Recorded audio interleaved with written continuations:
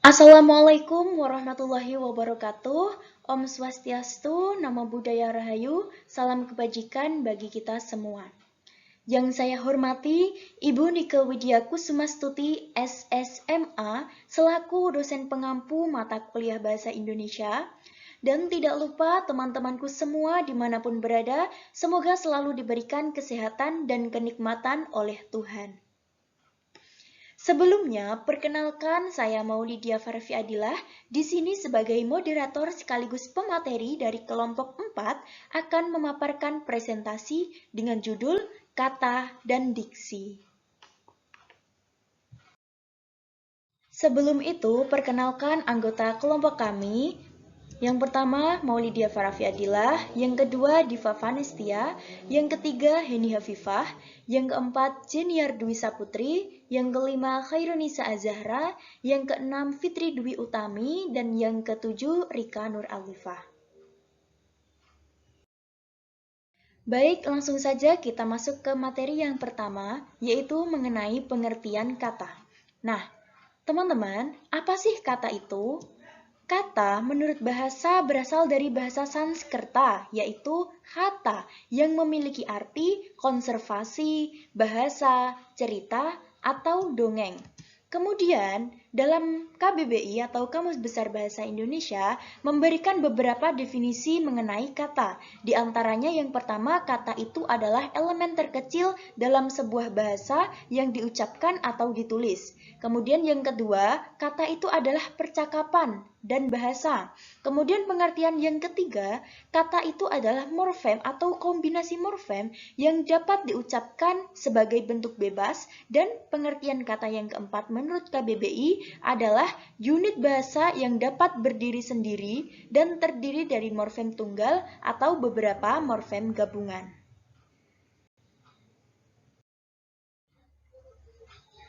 Kemudian yang selanjutnya yaitu pengertian kata menurut para ahli. Yang pertama menurut Kushartani. Kushartani mendefinisikan kata itu adalah satuan bebas yang paling kecil, atau dengan kata lain, setiap satuan bebas itu adalah kata. Kemudian pengertian kata menurut para ahli yang kedua adalah menurut Keraf. Kata adalah satuan-satuan terkecil yang diperoleh setelah sebuah kalimat dibagi atas bagian-bagiannya dan mengandung sebuah ide. Dan kemudian pengertian kata yang ketiga menurut Kristal mendefinisikan kata itu adalah satuan ajaran yang mempunyai pengenalan intuitif universal oleh penutur asli baik dalam bahasa lisan maupun tulisan. Nah, kita masuk ke materi yang selanjutnya, yaitu mengenai fungsi kata. Sebagai satuan gramatikal terkecil yang membentuk suatu kalimat, kata ini memiliki beberapa fungsi. Di antaranya yang pertama adalah sebagai subjek. Dalam fungsinya sebagai subjek, kata menduduki peran utama dalam atau inti dari sebuah kalimat, di mana fungsinya sebagai subjek ini ditentukan berdasarkan ciri-ciri. Di antaranya yang pertama, jawaban dari siapa yang melakukan kegiatan atau aktivitas.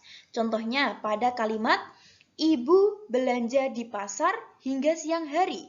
Jika dibuat kalimat tanya, siapa yang belanja di pasar hingga siang hari? Maka jawabannya adalah ibu. Maka dapat dipastikan bahwa ibu disinilah berfungsi sebagai subjek yang sedang melakukan sebuah aktivitas. Kemudian yang kedua adalah bagian dari kalimat yang dijelaskan oleh predikat. Contohnya tadi adalah kalimat ibu belanja di pasar hingga siang hari. Ibu sebagai subjek diterangkan dengan tindakan belanja. Nah, belanja inilah sebagai predikat. Kemudian yang ketiga adalah bagian yang diikuti oleh salah satu kalimat kerja sambung. Contohnya pada kalimat, Ibu adalah seorang pedagang. Adalah merupakan kata kerja sambung, sehingga di belakangnya itu berfungsi sebagai subjek, yaitu ibu. Kemudian yang terakhir adalah diikuti partikelnya. Contohnya, sepedanya memiliki roda 3. Sepeda yang diikuti oleh partikelnya inilah menandakan bahwa kata tersebut berfungsi sebagai subjek. Begitu. Kemudian Fungsi kata yang kedua adalah sebagai predikat. Kata sebagai predikat itu memiliki peran menjelaskan hal yang dilakukan oleh subjek. Nah, kata sebagai predikat ini umumnya diduduki oleh jenis kata kerja.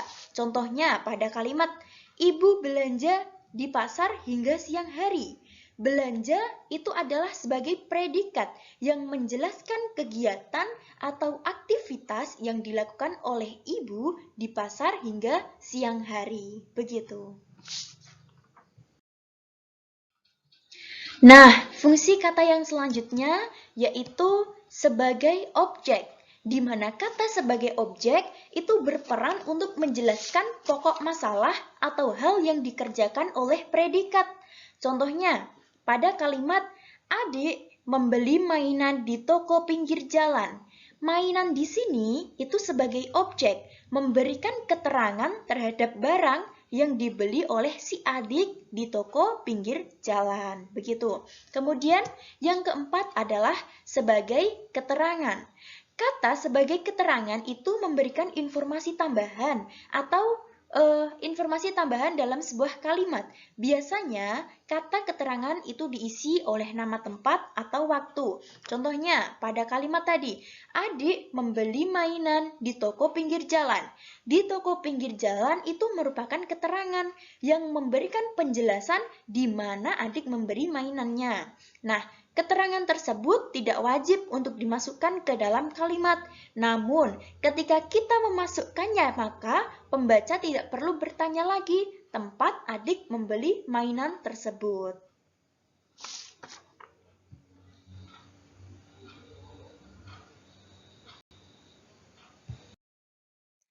Jenis-jenis kata dan contohnya. Nah, jenis-jenis kata dibagi menjadi 10, yaitu ada kata kerja, verba, kata benda atau nomina, kata ganti, pronomina, kata sifat, adjektiva, kata keterangan, adverbia, kata sandang, artikula, kata bilangan, numeralia, kata sambung, konjungsi, kata seru atau interjeksi, dan kata depan, preposisi. Nah, kata kerja yaitu kata yang menyatakan perbuatan atau tindakan, proses, keadaan yang bukan merupakan sifat, berfungsi sebagai predikat dalam kalimat. Sedangkan ciri-cirinya ada 3, yaitu dapat diberi aspek waktu seperti akan, sedang, dan telah, kemudian dapat diingkari dengan kata tidak. Dapat diikuti oleh gabungan kata dengan kata benda atau kata sifat. Macam-macam kata kerja ada verba dasar bebas, verba berafiks, verba bereduplikasi, yang diduplikat yaitu bangun, bangun, makan, makan, ingat, ingat. Ada verba berproses gabung, bernyanyi-nyanyi, tersenyum-senyum. Ada verba majemuk, yaitu campur mata, cuci tangan, unjuk gigi. Ada verba transitif yang memerlukan objek, dan ada verba intransitif yang tidak memerlukan objek. Kata benda atau nomina ialah kata yang mengacu pada sesuatu benda, konkret maupun abstrak. Kata benda berfungsi sebagai subjek, objek, pelengkap, dan keterangan. Ciri-ciri kata benda yaitu dapat diingkari dengan kata bukan, dapat diikuti dengan gabungan kata yang plus kata sifat atau yang sangat plus kata sifat. Macam-macamnya ada nomina bernyawa, nomina tak bernyawa, nomina terbilang, nomina tak terbilang, nomina kolektif, nomina ukuran, nomina dari proses nominalisasi, nominalisasi dengan si dan sang, nominalisasi dengan yang. Bisa dilihat contohnya. Kemudian yang ketiga ada kata ganti atau pronomina. Adalah kata yang dipakai untuk mengacu pada nomina lain. pronomina berfungsi untuk mengganti kata benda, yaitu nomina. Macam-macamnya ada pronomina persona, pronomina penunjuk, pronomina penanya. Pronomina persona itu untuk mengganti kata kerja pertama. Dan ini ada contohnya ya. Jenis kata ganti orang pertama jika tunggal bermakna saya, aku, daku, ku. Jika jamak bermakna kami, kita. Jika jenis kata ganti orang kedua yaitu jika tunggal bermakna engkau, kamu, anda, dikau. Jika jamak bermakna kalian, kamu, anda sekalian.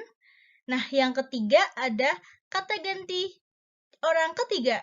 Jika tunggal bermakna ia, dia, beliau, nya. Jika jamak bermakna mereka. Kemudian ada pronomina penunjuk itu untuk menunjukkan sesuatu. Bisa dibagi lagi menjadi 3 yaitu penunjuk umum. Bisa dibaca ada misalnya ini acuan dekat dengan pembicara. Kemudian ada pronomina penunjuk tempat.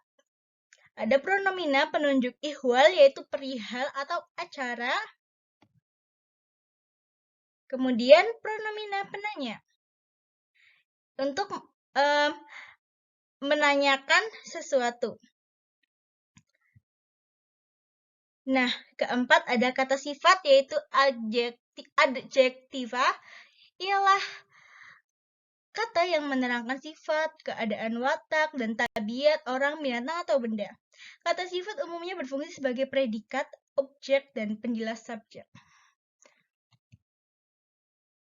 Ciri-cirinya yaitu dapat diberi keterangan pembanding lebih, kurang, dan paling. Dan dapat diberi keterangan penguat, sangat, amat, benar, terlalu, dan sekali. Dapat diingkari dengan kata tidak. Macam-macamnya ada adjektiva dasar, adjektiva deverbalisasi, adjektiva denominalisasi, dan adjektiva deadverbialisasi. Adjektiva denumeralia, adjektiva interjeksi, adjektiva majemuk, adjektiva eksesif, yaitu yang berlebih-lebihan. Kalian bisa melihat contoh-contohnya. Kemudian ada adjektiva turunan, yaitu berafiks pakai akhir tan, afiks an.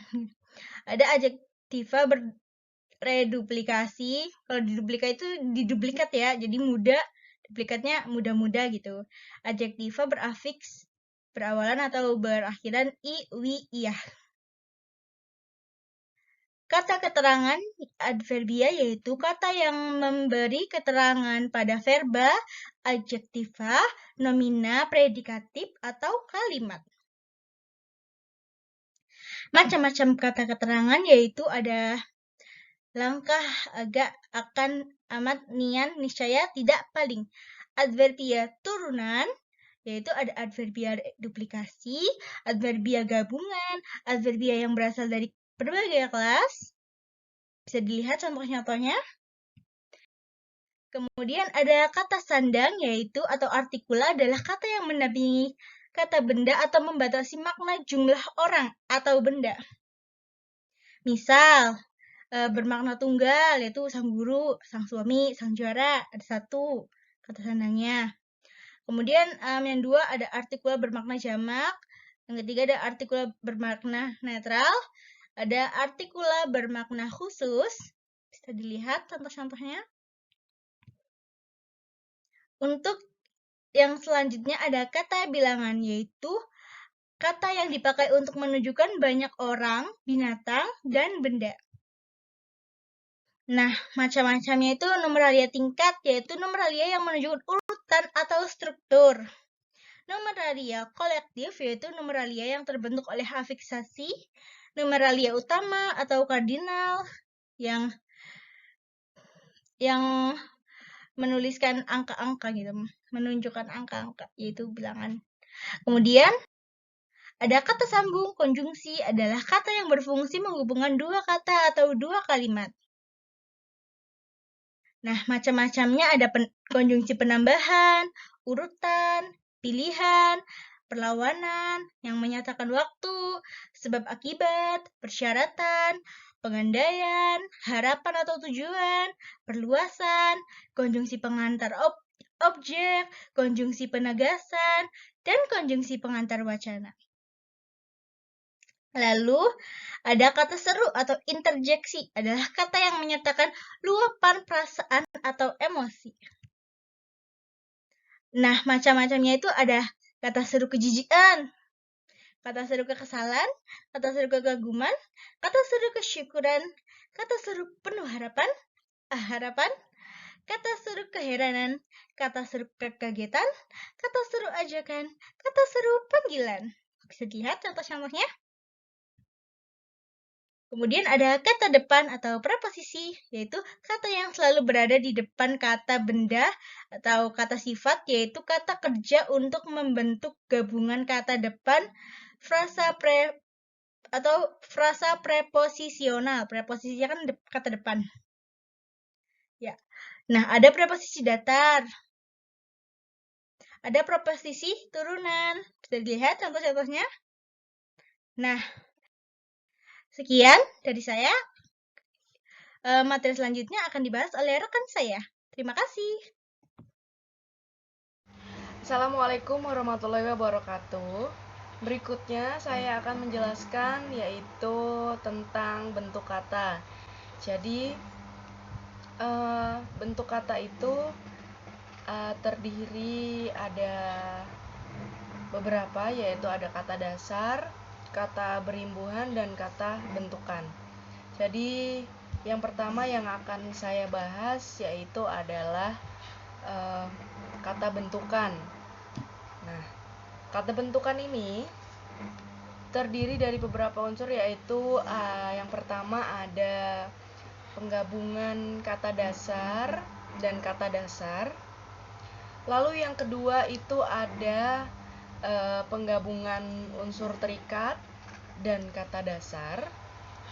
Lalu yang ketiga itu ada pengulangan. Yang keempat ada pengakroniman. Yang kelima itu ada pengimbuhan. Nah, jadi pengimbuhan juga mempunyai beberapa unsur, yaitu yang pertama ada awalan atau prefiks, yang kedua ada akhiran atau sufiks, yang ketiga itu ada gabungan imbuhan atau konfiks, yang keempat ada sisipan.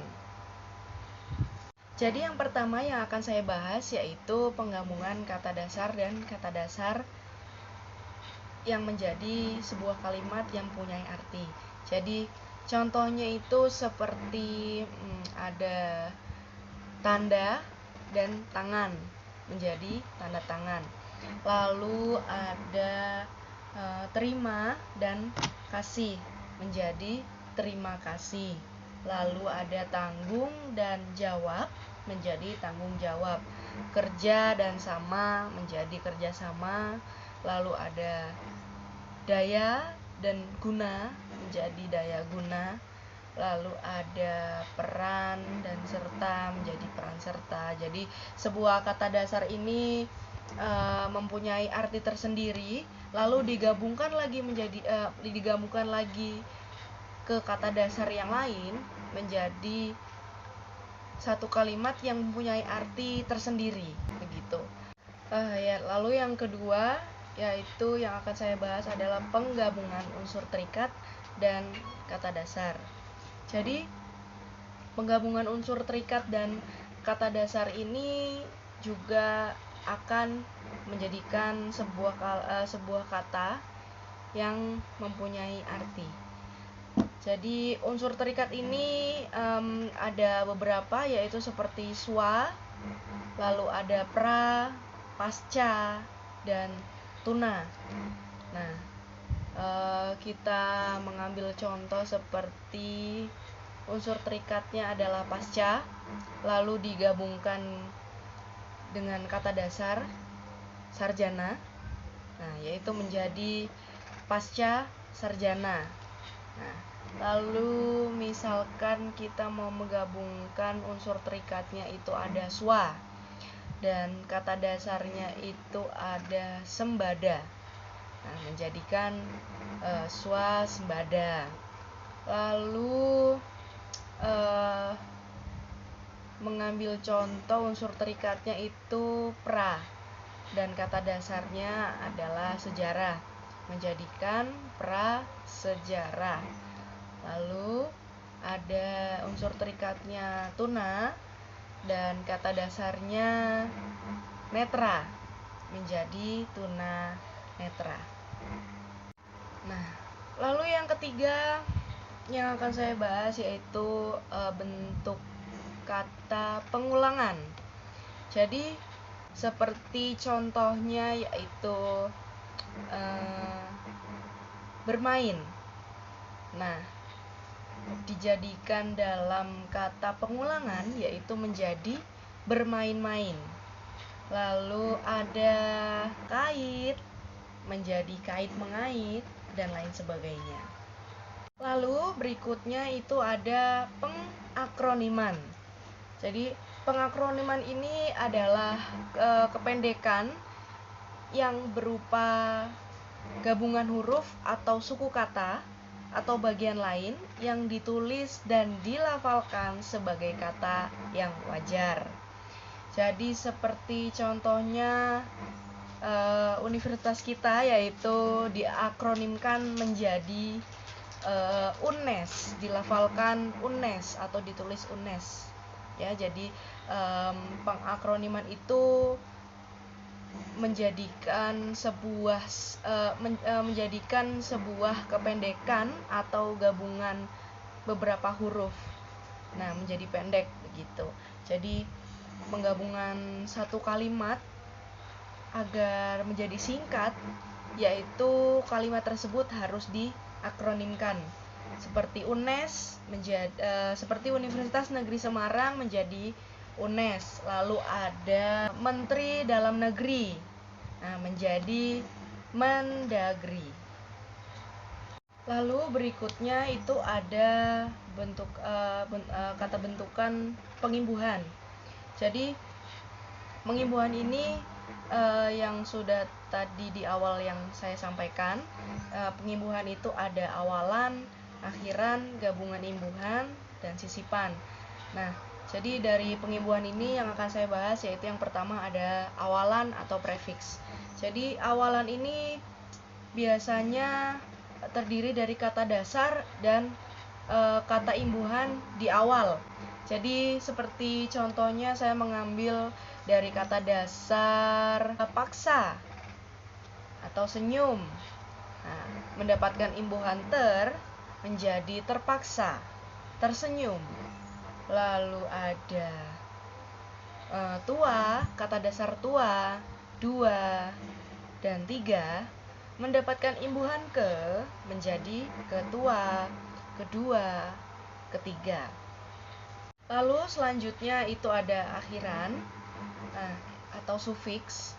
Jadi sama halnya seperti awalan, cuman bedanya imbuhan ini terdapat di akhir kata. Jadi akhiran atau sufiks ini ada beberapa, yaitu contohnya seperti kata dasar kata dan mendapatkan imbuhannya menjadi katanya.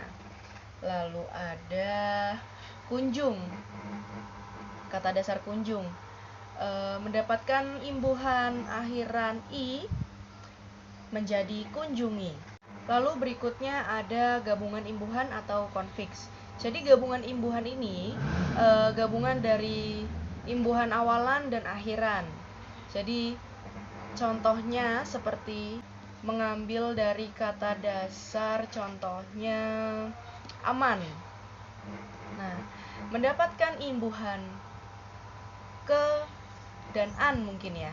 Jadi menjadi keamanan. Lalu yang terakhir ada imbuhan sisipan atau infix. Jadi sisipan ini biasanya berada di tengah kata gitu. Jadi dari kata dasar mendapatkan imbuhan sisipan di tengah kata. Jadi seperti contohnya kita mengambil kata dasar gigi. Nah, mendapatkan imbuhan menjadi gerigi. Nah, jadi dalam hal ini dalam suatu pilihan kata atau diksi, ini bagaimana kita memilih kata yang tepat untuk menyatakan sesuatu sehingga tidak menimbulkan salah tafsir. Jadi pemilihan kata harus sesuai dengan situasi dan tempat pemakaian. Demikian presentasi yang dapat saya sampaikan. Jika banyak kekurangan, saya mohon maaf. Wassalamualaikum warahmatullahi wabarakatuh. Selanjutnya, saya akan menerangkan mengenai pengertian diksi dan juga fungsinya. Diksi sendiri mempunyai arti suatu pilihan kata yang tepat dan selaras dengan penggunaannya dalam menyampaikan sebuah gagasan atau cerita yang meliputi gaya bahasa, ungkapan, pilihan kata, dan lain-lain, sehingga didapatkan efek yang sesuai dengan yang diinginkan. Keterbatasan dalam penggunaan kosakata dapat mengakibatkan seseorang kesulitan dalam menyampaikan maksudnya kepada orang lain. Dan jika orang tersebut menggunakan kata yang berlebihan, ini juga akan membuat orang lain sulit mengerti pesan yang disampaikan. Itu sebabnya para pembicara sering membaca dan berlatih agar menguasai diksi atau pilihan kata ketika mereka berbicara. Dengan diksi yang tepat, maka pendengar atau audiens dapat dengan mudah memahami maksud seorang pembicara. Nah, kreativitas dalam pemilih kata merupakan kunci utama pengarang dalam menulis gagasan atau ungkapan. Penguasaan dalam pengolahan kata juga merupakan kunci utama dalam menghasilkan tulisan yang indah, dapat dibaca, serta ide yang ingin disampaikan penulis dapat dipahami dengan baik. Kata yang tepat akan membantu seseorang mengungkapkan dengan tepat apa yang ingin disampaikannya, baik secara lisan maupun secara tulisan. Pemilihan kata juga harus sesuai dengan situasi kondisi dan tempat penggunaan kata-kata itu. Pembentukan kata atau istilah adalah kata yang mengungkapkan makna konsep, proses, keadaan, atau sifat yang khas dalam bidang tertentu. Untuk lebih mendalami mengenai pengertian diksi, berikut adalah pengertian diksi menurut para ahli. Yang pertama, menurut Susilo Masyurudin, diksi merupakan sebuah pemilihan kata yang sesuai serta tepat yang dapat memberi suatu nilai pada kata untuk para pembaca. Pilihan kata yang tepat ini berguna untuk mencegah kesalahan dalam menafsirkan kata-kata yang berbeda. Yang kedua, menurut Keraf, diksi merupakan pemakaian kata yang digunakan untuk dapat menginformasikan sebuah gagasan dalam bentuk kelompok kata yang sesuai serta tepat dalam suatu situasi. Yang ketiga, menurut Hari Murti, pengertian diksi adalah pilihan kata dan kejelasan lafal untuk memperoleh efek tertentu dalam berbicara di depan umum atau dalam mengarang. Yang keempat, menurut Andre, diksi merupakan pilihan kata yang tepat dan selaras dalam mewakili perasaan yang nyata dalam sebuah pola kalimat. Yang kelima, menurut Widya Martaya, definisi diksi adalah kemampuan seseorang dalam membedakan secara tepat suatu nuansa-nuansa makna yang tepat dengan gagasan yang disampaikannya dan kemampuan tersebut yang sesuai dengan kehendak dan situasi dan nilai rasa yang dimiliki kelompok masyarakat dan pendengar atau pembaca.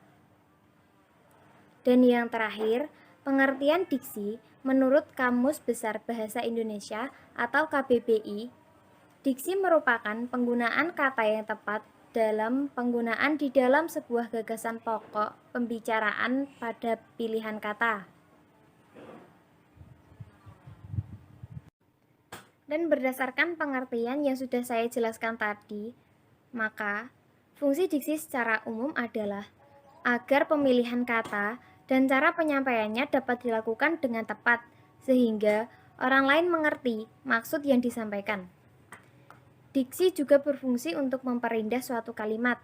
Misalnya, diksi dalam suatu cerita. Dengan diksi yang baik, maka penyampaian cerita dapat dilakukan secara runtut, menjelaskan tokoh-tokoh, mendeskripsikan latar dan waktu, dan lain sebagainya. Dan untuk lebih jelasnya, fungsi diksi adalah sebagai berikut. Yang pertama, membuat komunikasi menjadi lebih efektif. Yang kedua, menciptakan komunikasi yang baik dan benar. Yang ketiga, menciptakan suasana yang tepat. Yang keempat, mencegah perbedaan penafsiran. Yang kelima, mencegah salah pemahaman dari kata yang diungkapkan. Yang selanjutnya, pencapaian target komunikasi lebih efektif. Yang ketujuh, membentuk gaya ekspresi gagasan yang tepat, yaitu sangat resmi, atau bahkan tidak resmi, sehingga menyenangkan pendengar atau pembaca. Yang kedelapan, melambangkan gagasan yang diekspresikan secara verbal. Yang kesembilan, membuat orang yang membaca ataupun mendengar karya sastra menjadi lebih paham mengenai apa yang ingin disampaikan oleh pengarang. Yang terakhir, membentuk ekspresi ataupun gagasan yang tepat sehingga dapat menyenangkan pendengar ataupun pembacanya. Sekian yang dapat saya sampaikan. Atas kurang dan lebihnya saya mohon maaf. Selanjutnya yaitu tentang syarat-syarat ketepatan pilihan kata. Sebelum itu, izinkan saya memperkenalkan diri. Nama saya Henia Vivah dengan NIM 4301421015 dari Program Studi Pendidikan Kimia. Syarat-syarat ketepatan pilihan kata yang pertama yaitu membedakan secara cermat makna kata yang hampir bersinonim. Misalnya, ialah dan adalah dalam pemakaiannya yang berbeda-beda. Kata ialah harus diikuti sinonim, bukan definisi formal. Jika menggunakan kata ialah, maka harus disertai sinonim. Manusia ialah orang. Nah, itu benar dan juga cermat. Manusia ialah makhluk yang berakal budi. Itu salah. Selanjutnya, manusia adalah makhluk yang berakal budi. Nah, itu benar dan juga cermat. Yang kedua, membedakan makna denotasi dan konotasi dengan cermat. Denotasi yaitu kata yang bermakna lugas dan tidak bermakna ganda. Sedangkan konotasi dapat menimbulkan makna yang bermacam-macam, lazim digunakan dalam pergaulan untuk tujuan estetika dan kesopanan. Yang ketiga, membedakan makna kata secara cermat, kata yang hampir mirip ejaannya. Misalnya, interferensi itu saling membutuhkan, sedangkan inferensi itu kesimpulan. Syarat itu penuh atau bunting, dan syarat itu ketentuan. Yang keempat, yaitu menggunakan kata abstrak dan konkret secara cermat. Kata abstrak atau konseptual, misalnya pendidikan, wirausaha, dan pengobatan modern. Sedangkan kata konkret atau kata khusus, misalnya mangga, sarapan, dan berenang. Yang kelima, menggunakan dengan cermat kata bersinonim, misalnya pria dan laki-laki, saya dan aku, serta buku dan kitab. Kata berhomofon, misalnya bank menggunakan G dan juga bank menggunakan K. Kata berhomograf, misalnya apel itu buah dan apel itu upacara. Selanjutnya kata berhomonim, misalnya buku atau tulang dan buku atau kitab.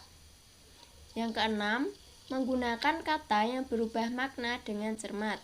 Misalnya, isu dalam bahasa Indonesia berarti kabar yang tidak jelas asal-usulnya, kabar angin, atau desas-desus. Nah, sedangkan dalam bahasa Inggris, isu itu artinya publikasi, kesudahan, dan perkara. Yang ketujuh, menggunakan kata umum dan kata khusus secara cermat. Untuk mendapatkan pemahaman yang spesifik, karangan ilmiah sebaiknya menggunakan kata khusus. Misalnya, mobil itu kata umum, Fortuner itu kata khusus. Yang kedelapan, menggunakan kata-kata idiomatik berdasarkan susunan atau pasangan yang benar. Misalnya, sesuai bagi. Nah, itu seharusnya sesuai dengan. Yang kesembilan, menggunakan imbuhan asing jika diperlukan, harus memahami maknanya secara tepat. Misalnya, dilegalisir itu seharusnya dilegalisasi. Koordinir seharusnya koordinasi. Nah, yang ke-10, tidak menafsirkan makna kata secara subjektif berdasarkan pendapat sendiri.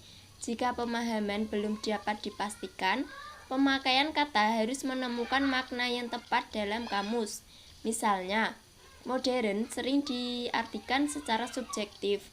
Canggih menurut kamus modern berarti terbaru atau mutakhir. Canggih berarti banyak cakap, suka mengganggu, rewel, dan bergaya intelektual. Nah, untuk dapat menghasilkan cerita yang menarik dengan pilihan kata, maka diksi yang baik itu harus memenuhi syarat-syarat berikut ini. Yang pertama, ketepatan dalam melakukan pemilihan kata dalam menyampaikan suatu gagasan.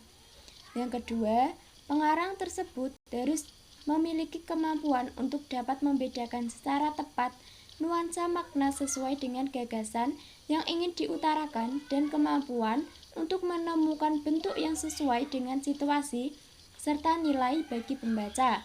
Yang ketiga, menguasai berbagai kosakata serta mampu untuk dapat memanfaatkan kata tersebut menjadi sebuah kata yang jelas, efektif, serta mudah untuk dipahami atau dimengerti. Nah, setelah mengetahui syarat diksi, tentunya kita juga harus mengetahui ciri-ciri diksi tersebut. Apa saja sih ciri-ciri diksi?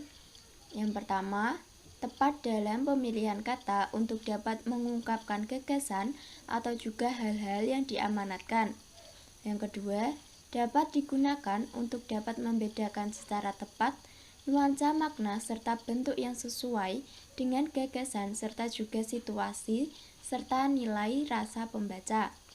Yang ketiga, menggunakan pembendaharaan kata yang dipunyai masyarakat bahasanya serta dapat menggerakkan dan juga memperdayakan kekayaan itu menjadi jaring kata yang jelas. Cukup itu yang dapat saya sampaikan. Apabila terdapat kesalahan, saya mohon maaf. Terima kasih. Assalamualaikum warahmatullahi wabarakatuh. Perkenalkan, nama saya Diva Vanestia. Saya dari Prodi Pendidikan Kimia, Fakultas Matematika dan Ilmu Pengetahuan Alam Universitas Negeri Semarang. Baik, di sini saya akan melanjutkan materi berikutnya, yaitu tentang jenis-jenis diksi. Nah, secara umum, diksi ini dapat dibedakan menjadi dua. Yang pertama ada diksi berdasarkan makna, dan yang kedua ada diksi berdasarkan leksikal. Kita akan bahas satu persatu dulu ya, teman-teman. Yang pertama, kita akan bahas tentang diksi berdasarkan makna. Diksi berdasarkan makna di sini dibagi menjadi dua. Yang pertama ada makna denotatif dan yang kedua ada makna konotatif. Nah, apa sih itu makna denotatif? Makna denotatif adalah makna yang sebenarnya dari sebuah kata atau kalimat. Contohnya di sini yaitu Budi selalu kerja keras untuk mendapatkan hasil yang terbaik. Nah, dari kalimat ini kita sudah bisa mengetahui maknanya bahwa Budi ini selalu bekerja keras, selalu bekerja dengan giat untuk mendapatkan hasil yang terbaik, untuk mendapatkan hasil yang dia inginkan. Selanjutnya yang kedua ada makna konotatif. Nah, makna konotatif ini adalah makna yang tidak sebenarnya dari sebuah kata atau kalimat. Contohnya di sini yaitu Mario adalah seorang kutu buku, maka ia mengetahui banyak hal. Nah, kata kutu buku di sini itu bukan maknanya sebenarnya. Jadi, maknanya sebenarnya yaitu adalah seseorang yang memiliki hobi, memiliki kegemaran untuk membaca buku. Seseorang yang sering menghabiskan waktu luangnya untuk membaca buku.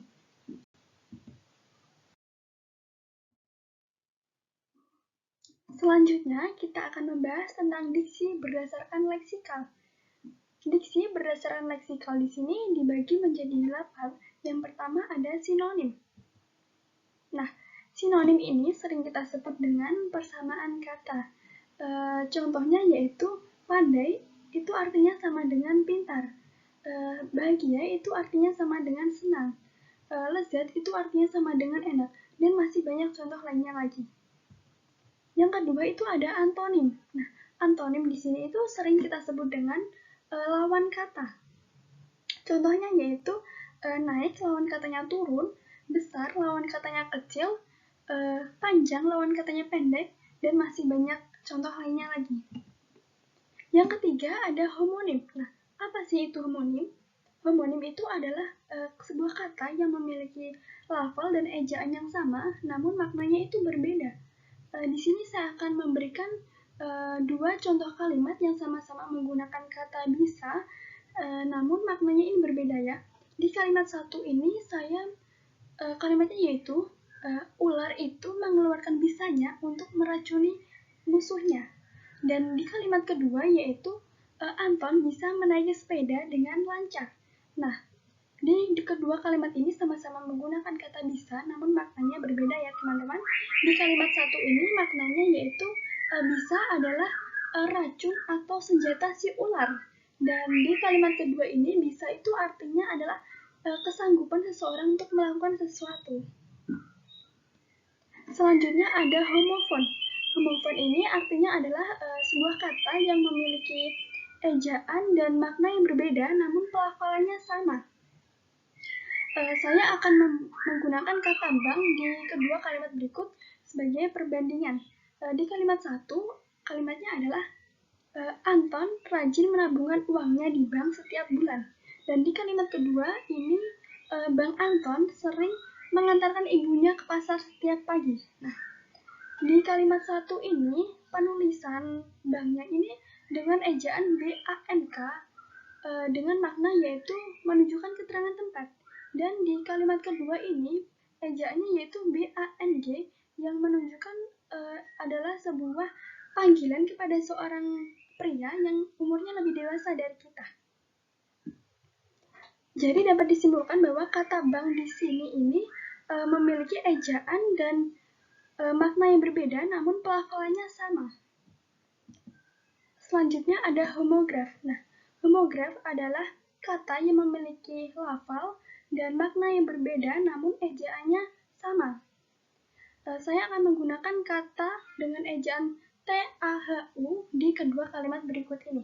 Kalimat 1, wanita itu menyukai makanan tahu goreng. Dan di kalimat kedua, wanita itu tidak tahu kalau hari ini hari libur. Nah, kata TAHU di kedua kalimat itu sama-sama ditulis dengan TAHU, namun pelafalan dan maknanya berbeda. Di kalimat pertama ini, pelafalannya yaitu tahu yang menunjukkan sebuah makanan. Dan di kalimat kedua ini, pelafalannya itu tahu dengan makna bahwa wanita itu tidak tahu, wanita itu tidak mengetahui, wanita itu tidak mengerti bahwa hari ini adalah hari libur. Selanjutnya ada polisemi. Nah, polisemi adalah sebuah kata yang memiliki makna lebih dari satu. Di sini saya memberikan kata kepala. Nah, kepala di sini itu bisa diartikan sebagai salah satu anggota tubuh manusia, sebagai pimpinan, atasan, dan ketua. Jadi dapat dikatakan bahwa kata kepala ini bisa diartikan dengan banyak arti ya teman-teman. Selanjutnya ada hipernim dan hiponim. Nah, hipernim adalah kata yang maknanya melingkupi makna kata-kata yang lainnya, atau sering kita sebut dengan makna umum. Contohnya yaitu kata kata unggas yang maknanya itu melingkupi kata-kata seperti ayam, bebek, itik, merpati, dan sebagainya. Dan hiponim ini adalah kata atau ungkapan yang maknanya itu termasuk di dalam makna kata atau sering kita sebut dengan makna khusus. Contohnya adalah kata putih. Nah, kata putih di sini ini termasuk ke dalam makna kata warna. Seperti itu. Baik, sekian penyampaian materi dari saya. Kurang lebihnya saya mohon maaf. Semoga apa yang saya sampaikan tadi bermanfaat bagi teman-teman dan teman-teman bisa memahaminya dengan mudah. Billahi taufik wal hidayah. Wassalamualaikum warahmatullahi wabarakatuh.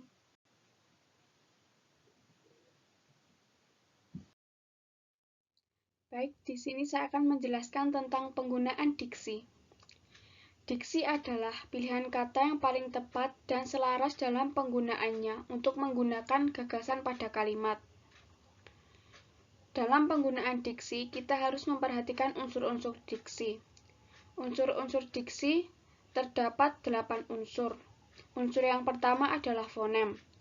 Fonem merupakan bunyi bahasa yang mirip kedengarannya, namun sebenarnya berbeda dan menyebabkan perbedaan arti.